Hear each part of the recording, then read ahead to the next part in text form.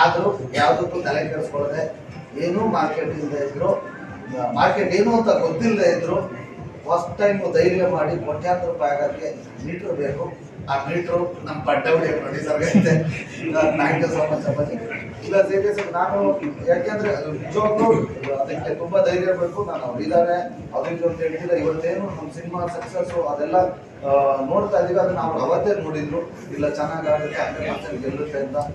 Thank you so much. ಇದು success meet ಅಲ್ಲ, ಇದು ಸೆಲೆಬ್ರಿಟಿ ಶೋ.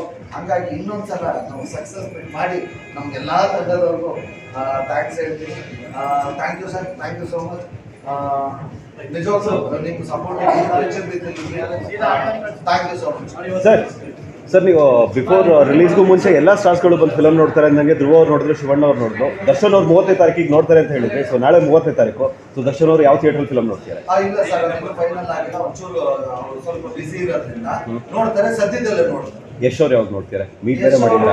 ಮೇಬಿ ಅವ್ರ ಮನೆಗೆ ಹಾಕ್ಸ್ಬಿಟ್ಟು ಅಲ್ಲಿ ನೋಡ್ಬೋದು. ಸುದೀಪ್ ಸರ್ ಮೋಸ್ಟ್ಲಿ ಅವ್ರ ಮನೆಯಲ್ಲೇ ನೋಡ್ತಾರೆ. ಯಾರು ಬಿಡಲ್ಲ ಸರ್, ಈ ಸಂಡೇ ಥ್ಯಾಂಕ್ ಯು ಸರ್.